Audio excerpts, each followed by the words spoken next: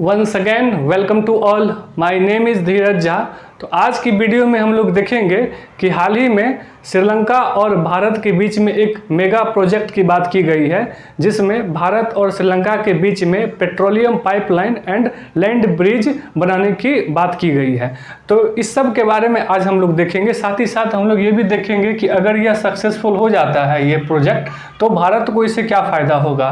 साथ ही साथ हम लोग ये भी देखेंगे कि सबसे ज़्यादा दिमाग में क्वेश्चन आता है कि राम सेतु का क्या होगा, कि राम सेतु जो है, जो श्रीलंका और भारत के बीच में जो यह ब्रिज बनी हुई है, तो ये काफ़ी प्रीसियस है भारतीयों के लिए, और जो हिंदू धर्म के जो लोग हैं उनके लिए काफ़ी प्रीसियस है, काफ़ी अनमोल धरोहर, काफ़ी ऐतिहासिक चीज़ है हमारे लिए ये। तो इसके बारे में हम लोग आज की वीडियो में जानते हैं। तो शुरू करते हैं। तो रिसेंटली जो श्रीलंका के जो प्रेसिडेंट हैं रानिल विक्रमसिंघे, वो हाल ही में भारत दौरे पे आए, तो उनका काफ़ी वार्म वेलकम किया गया बाय पीएम मोदी। तो इस दौरान पीएम मोदी ने एक घोषणा की, दोनों के बीच में एक एग्रीमेंट हुआ। इसके तहत इस एग्रीमेंट में है कि आधिकारिक रूप से प्रधानमंत्री ने यह बोला था, उसमें अगर आप भाषण सुनोगे तो उन्होंने बोला था कि भारत और श्रीलंका के बीच में लैंड ब्रिज और पेट्रोलियम पाइपलाइन की फिजिबिलिटी स्टडी की जा रही है, कि मतलब ये होगी। अब फिजिबिलिटी का मतलब बेसिकली आप लोग समझे तो हाउ इट इज इजी और डिफिकल्ट टू डू दिस, मतलब ये हुआ कि अगर इसको करते हैं, बेसिकली ये स्टडी होगी कि यह कितना संभव है, कितना आसान है, अगर इसको करते हैं तो कितनी मुश्किलात का सामना करना पड़ सकता है। तो इसकी फिजिबिलिटी स्टडी इसको बोलते हैं। किसके लिए होगी? तो land bridge and petroleum pipeline. देखिए, ये जो प्रपोजल है ना, ऐसा नहीं है कि पहली बार है।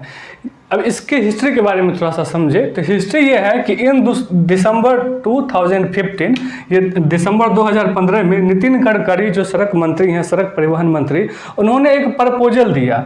बेसिकली इन्होंने प्रपोजल दिया किसको? श्रीलंका को, कि क्यों ना हम लोग श्रीलंका और भारत के बीच में एक टूरिस्ट और ट्रेड को बूस्ट करने के लिए एक ब्रिज बना देते हैं। अब इस ब्रिज जो है ना, ये जो प्रपोजल दिया था बाय नितिन गडकरी, इन्होंने कहा था ये जो धनुषकोडी है ना, जो बिल्कुल एंड पॉइंट हो जाता है भारत का, जो ये वाला है ना तमिलनाडु का लास्ट पॉइंट, वहीं पे है ये धनुषकोडी। वहाँ से तमिलनाडु में है ये तलाई मन्नार तक, मतलब तलाई मन्नार जो है वो श्रीलंका का सबसे नॉर्थर्न कोस्टल, जो हमारे लिए साउथर्न कोस्टल हो गया भारत के लिए, वही हो गया श्रीलंका के लिए ये वाला कौन सा? तलाई मन्नार। इन दोनों के बीच में सड़क बनाई जाएगी, ठीक है।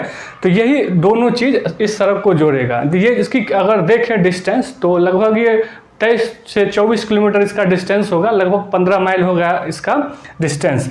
तो लेकिन उस टाइम पे ना श्रीलंका ने इस प्रपोजल को मना कर दिया, डिसमिस कर दिया। उस टाइम पे जो लक्ष्मण किरेला जो थे ना, वो उस समय सड़क मंत्री थे, उन्होंने उस टाइम पे इस प्रपोजल को मना कर दिया, डिसमिस कर दिया। अब रीजन आता है कि क्यों कर दिया भाई, इतना अच्छा प्रोजेक्ट है, अभी इस बात को वो मान रही है, लेकिन उस टाइम पे क्यों मना कर दिया? तो रीजन इज चाइना। तो चाइना का इन्फ्लुएंस 2015 के टाइम में श्रीलंका के ऊपर काफ़ी ज़्यादा था। अब इस वजह से इतना ज़्यादा था कि वह बैठे बैठे वहाँ पे भारत और श्रीलंका की पॉलिसी चेंज कर दिया। तो ये इन 8-9 वर्षों में काफ़ी जियोपॉलिटिकल चेंज आया, और आज देखिए श्रीलंका फिर वही डिमांड कर रहा है, और यह ब्रिज पे काम शुरू भी हो चुका है आधिकारिक रूप से। जैसे कि मैंने आपको बताया, जो फिजिबिलिटी स्टडी है, इट हैज़ बीन स्टार्टेड। तो अब क्वेश्चन आता है कि अगर यह मेगा प्रोजेक्ट बन जाता है, इन दोनों के बीच में अगर ये ब्रिज बन जाता है और पेट्रोलियम पाइपलाइन बिछा दिया जाता है, तो भारत को क्या फ़ायदा होगा? तो भारत का अगर देखें तो importance of India will be increases इन श्रीलंका। मतलब ये है कि जो भारत का जो इम्पोर्टेंस है ना, वो श्रीलंका में काफ़ी ज़्यादा बढ़ जाएगा। साथ ही साथ कई सारे देखें अगर, तो ये वाला पॉइंट, तो इंडिया एंड श्रीलंका का जो देखिए अभी जो ट्रांसपोर्टिंग हो रही है ना भारत और श्रीलंका के बीच में, इसका ट्रांसपोर्टिंग का जो भी चार्ज है, वाट एवर द चार्ज, ये लगभग 50% रिड्यूस हो जाएगा, ठीक है। तो ये क्या होगा? India Sri Lanka road and rail bridge will be bring down transport cost by 50%। और साथ ही साथ कई सारे जो इकोनॉमिस्ट, मतलब अर्थशास्त्री हैं, वो कहते हैं कि ये इससे ना, इन दोनों अगर ब्रिज बन जाता है, लैंड ब्रिज बन जाता है, तो इससे ना काफ़ी बूस्ट मिलेगा ट्रेड इन्वेस्टमेंट में, इकोनॉमिक डेवलपमेंट में, दोनों ही कंट्रियों को। ऐसा नहीं कि भारत को मिलेगा, दोनों ही कंट्रियों को इससे फ़ायदा होने वाला है।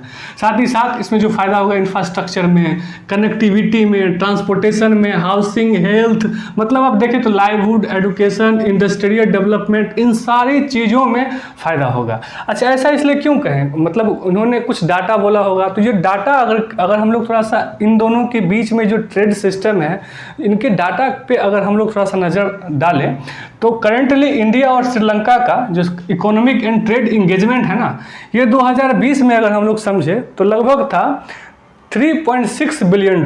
ये वही 2021 में $5.45 बिलियन पे आ पहुंचा। अगर आप देख सकते हो तो ये ग्रोथ हुआ है ना, लगभग 48% का ग्रोथ हुआ है, तो ये बढ़ता ही जाएगा, है ना।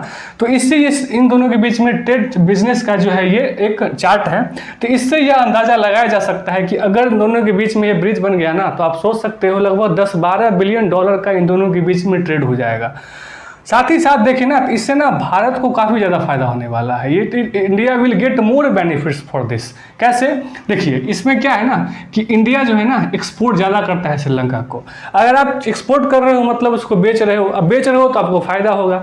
तो एक्सपोर्ट काफ़ी अच्छी चीज़ होती है, जो हम लोग काफ़ी कम कर रहे हैं इंटरनेशनल लेवल पे देखें तो इससे क्या होगा ना कि भारत को ही फायदा होगा। अगर अब जैसे कि पेट्रोलियम पाइपलाइन भी बिछाया जा रहा है, उनको अगर फ्यूचर में अगर उनको हमसे खरीदना होगा पेट्रोल, तो हम लोग आसानी से वहाँ डालेंगे, यहाँ पे इन लोग पेट्रोल यूज़ करेंगे, कार्गो की कोई ज़रूरत ही नहीं पड़ेगी। साथ ही साथ देखें तो करंटली ये न्यूज़ में काफ़ी रहा, इसको आप ध्यान में रखेंगे, काफ़ी इंपॉर्टेंट ये टॉपिक है कि इंडियन जो रुपीज़ है ना, it has been designated in Sri Lanka as a foreign currency. कहने का मतलब ये है कि अब ना आप अगर टूरिस्ट अगर जो इंडियंस हैं वो अगर जाते हैं श्रीलंका में, तो वो ना वहाँ पे भारत का पैसा यूज कर सकते हैं, वहाँ यूटिलाइज कर सकते हैं। और इसके बदले में ना अगर करेंसी का कंपैरिजन करें तो भारत अगर श्रीलंका में 1 रुपया अगर देगा ना, 1 रुपीज़, तो उसको 4 श्रीलंकन रुपीज़ मिलेगा। तो ये दोनों का काफ़ी डेफिशिएट हुआ है श्रीलंका में, जो हाल ही में जितना जो प्रॉब्लम हुआ है, और भारत ने भी उसका काफ़ी सपोर्ट किया है, तो इससे भी काफ़ी फायदा होने वाला है। तो इसका ये हुआ। और साथ ही साथ अगर देखें, ये जो बिम्स्टेक है ना, जो मैंने एक बिम्स्टेक बताया था, इसका जो फुल फॉर्म होता है the bay of Bengal initiative for multi sectoral technical and economic cooperation. इसमें देखें ना तो 7 कंट्री आती है इस बिम्स्टेक में। इस 7 कंट्री में ना, एक देखिए, आप इंडिया याद रख लीजिए, इंडिया है ना, इंडिया के थोड़ा सा आप नॉर्थ में जाइए, वहाँ पे आपको एक मिलेगा नेपाल, एक मिलेगा भूटान। तो India, Nepal, Bhutan, 3 country finish हो गया। अब आ जाइए आप बांग्लादेश के पास, बांग्लादेश, उसके बाद फिर म्यांमार, तो यहाँ हो गया 3, 2, 5।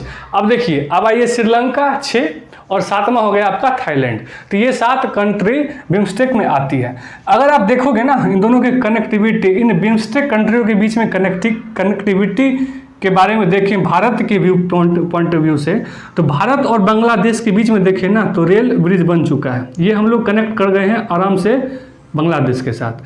म्यांमार और इससे म्यांमार हो गया और थाईलैंड हो गया, इससे हम लोग आराम से कनेक्ट कर जाएंगे, कोई दिक्कत नहीं है, बाय रोड, ठीक है। अब भूटान और नेपाल की तो बात ही छोड़ दीजिए, ये तो अपना ही है, ठीक है। अब बचा एक ऐसी ही कंट्री थी श्रीलंका, जिससे हम लोगों की कनेक्टिविटी काफ़ी मुश्किल थी। अगर ये प्रोजेक्ट बन जाता है तो बिम्स्टेक में भी हम लोग काफ़ी अच्छा असर करेगा, काफ़ी हम लोग ओपन हो जाएंगे। अब जो मेन क्वेश्चन आता है कि राम सेतु का क्या होगा। देखिए, राम सेतु जो है ना, ये रामायण से काफ़ी लिंक्ड है, काफ़ी धरोहर हमारे लिए, तो ये काफ़ी सेंसिटिव मामला हो जाता है। देखिए, इसको समझिए, ऐसा नहीं है कि बहुत साल पहले ऐसा कहा गया था कि राम सेतु है ना, जो श्रीलंका और भारत के बीच में जो पुल है, उसको तोड़ करके ना हम लोग, देखिए होता क्या था ना कि अगर अभी ये जैसे कि अरब सागर है, अरब सागर से अगर बे ऑफ बंगाल मतलब बंगाल की खाड़ी में अगर किसी शिप को जाना होता है ना, तो करंटली क्या होता है कि ये शिप जो है ना ऐसे जाती है, ऐसे, ये श्रीलंका के ऐसे करके जाती है। तो ऐसा प्रपोजल दिया गया कि अगर इसमें अगर हम लोग पुल बना दें, ऐसा मतलब पुल नहीं, अगर इसमें कैनाल बना दें, इसको ना दोनों के बीच में पाक स्टेट बोलते हैं, पाक स्टेट मतलब पाक जल डबरू मत, आपने नाम सुना होगा, इन दोनों के बीच में अगर बना देना तो शिप आराम से इसकी ओर से निकल करके आराम से हम लोग टाइम भी बचेगा, पैसा भी बचेगा, ट्रांसपोर्टेशन में भी काफ़ी खर्चा आएगा, काफ़ी फायदा मिलेगा। टाइम सबसे ज़्यादा जरूरी होता है।